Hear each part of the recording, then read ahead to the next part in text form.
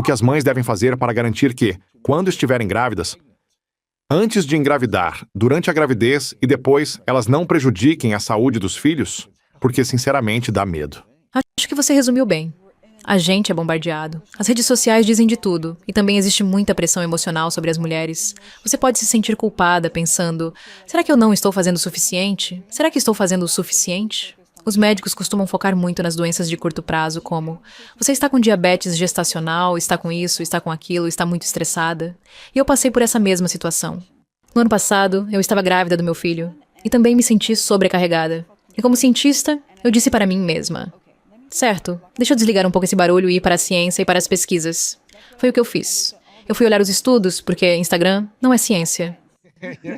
Então eu analisei os estudos e encontrei algumas medidas simples, mas de alto impacto, que eu podia adotar e que tinham um efeito positivo comprovado no desenvolvimento do meu bebê, em termos de alimentação, sem ficar algo sufocante e sem ser incompatível com o primeiro trimestre, que costuma vir cheio de enjoo, e por aí vai.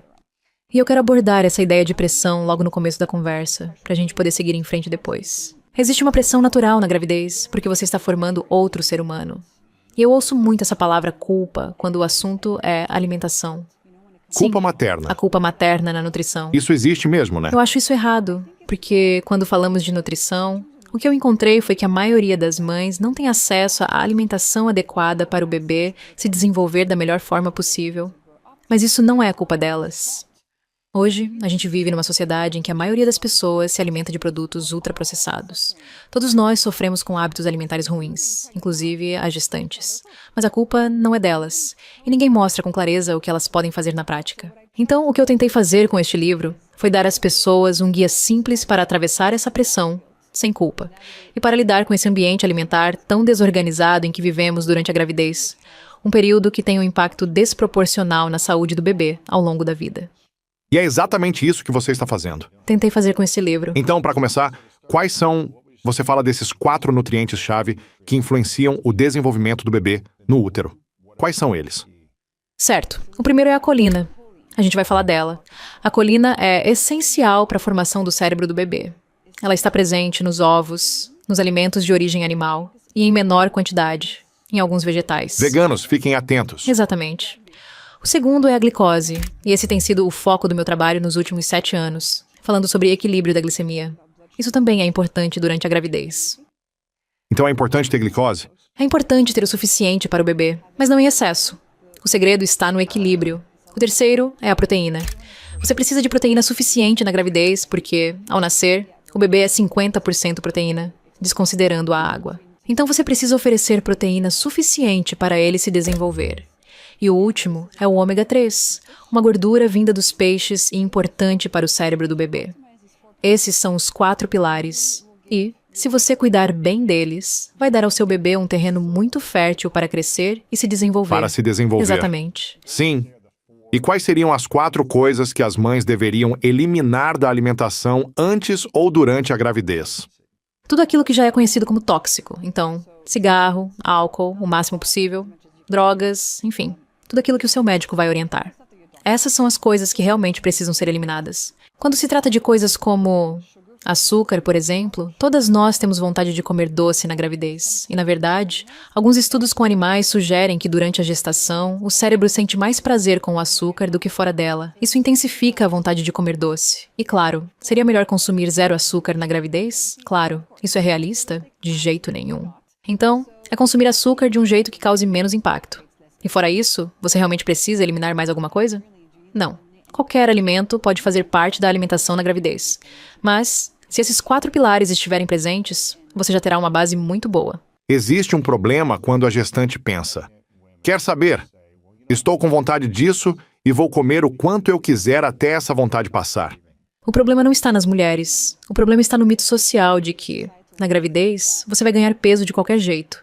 Então pode comer o quanto quiser, como se estivesse comendo por 2. O problema está nessa crença que a sociedade perpetua, de que a gravidez é a hora de comer qualquer coisa porque você vai engordar mesmo. Isso está completamente invertido. Na verdade, eu acredito que a gravidez é um momento em que precisamos estar ainda mais conscientes e informadas sobre o que comemos, porque tudo o que você ingere vai direto para a corrente sanguínea do bebê.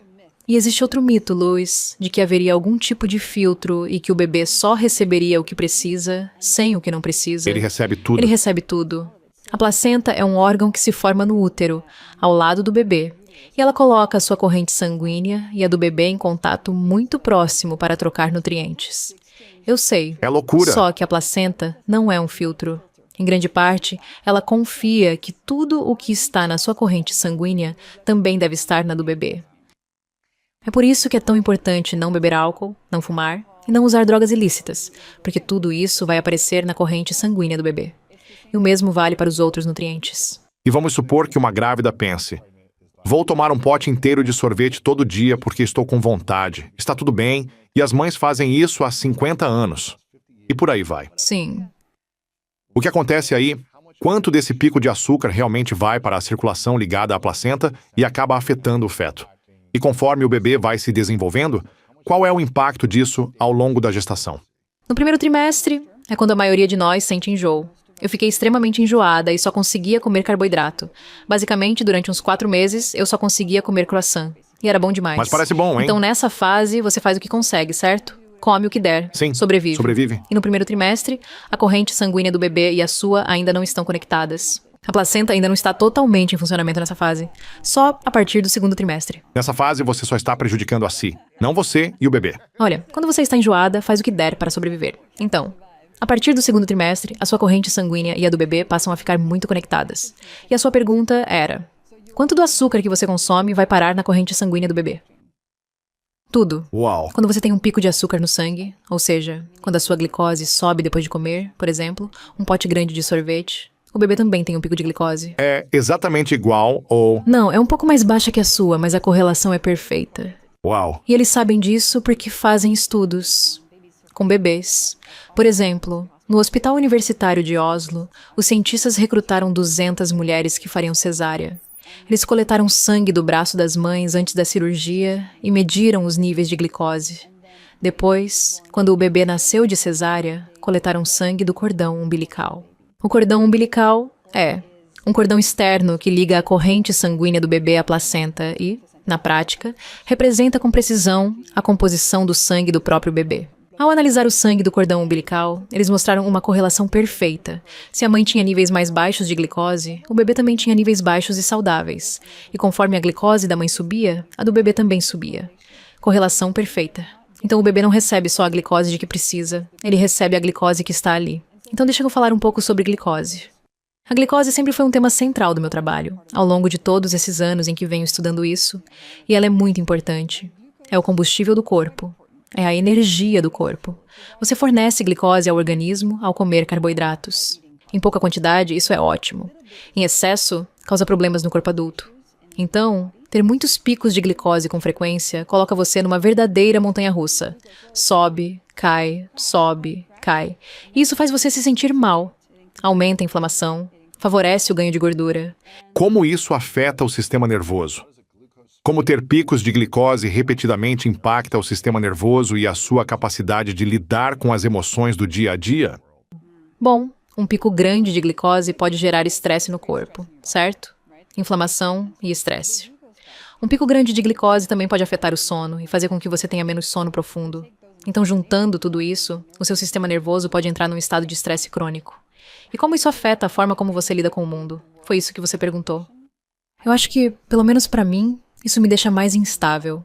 Eu me sinto menos resiliente, sinto mais oscilações emocionais, mais variações de humor. A minha própria trajetória passou pela saúde mental. Então, para mim, grandes picos de glicose significavam uma saúde mental pior. E quando eu mantinha a glicose estável, eu me sentia mais forte, Calma, estável. firme, centrada. Acho que ainda não existem estudos analisando picos de glicose e o quanto a pessoa se sente centrada. A gente devia fazer um. Eu fico curioso para entender como os picos de glicose afetam o sistema nervoso e depois como isso impacta a qualidade de vida da pessoa. Com certeza. Olha, o sistema nervoso é afetado pelo estresse. E os picos de glicose, especialmente quando se repetem, junto com a queda que vem depois, aumentam esse estresse. Então isso definitivamente não é uma boa notícia. E os picos de glicose aumentam a inflamação no corpo, certo? Sim, E isso gera estresse. com certeza. Fica mais difícil para o sistema nervoso se regular sob pressão. Sim. Acho que regulação é uma ótima forma de dizer. Sim. Se o seu corpo e o seu sistema nervoso estão ocupados lidando com um pico de glicose, sobra pouca energia para lidar com o resto do mundo. Uau. Sim. Então, nesse estudo em Oslo, eles analisaram 200 mulheres que fariam cesárea e observaram essa correlação. Sim. E alguns bebês nasceram com o dobro do nível de açúcar no sangue em comparação com outros. Olha o tamanho da variação. O que muda nascer com o dobro do nível de açúcar no sangue? Isso quer dizer que a concentração no sangue variava bastante. Alguns bebês tinham níveis baixos e saudáveis de glicose. Outros tinham o dobro do nível considerado normal e saudável. Isso é ruim, né? Isso é ruim, sim. Níveis muito altos de glicose em um adulto significam diabetes. Uau! A gente não quer glicose alta. Então você está dizendo que uma mãe pode passar diabetes para o filho ainda no útero? Não. Mas eu diria que uma alimentação muito rica em carboidratos pode levar o bebê a ter níveis muito altos de glicose ainda no útero. E o que acontece no corpo do bebê? A mesma coisa que acontece no corpo adulto. Inflamação e ganho de gordura como resposta a essa glicose elevada. Um pouco de glicose é importante e faz bem para o bebê, porque ele precisa de energia.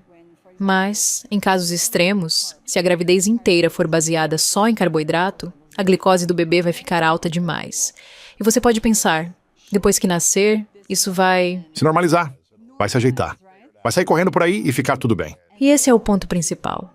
Os cientistas descobriram que, quando um bebê nasce com glicose alta e mais gordura corporal como resposta a essa glicose, ele tem maior probabilidade de desenvolver diabetes na vida adulta. Sério? Sim. Mesmo? Sim. Esse é justamente o ponto de por que a gravidez é tão importante. Deixa eu te dar um exemplo. Famílias em que a mãe teve 2 filhos. Numa das gestações, ela teve níveis normais de glicose. Na outra, níveis muito altos. As 2 crianças, nascidas em sequência, cresceram na mesma família, no mesmo ambiente, com a mesma alimentação.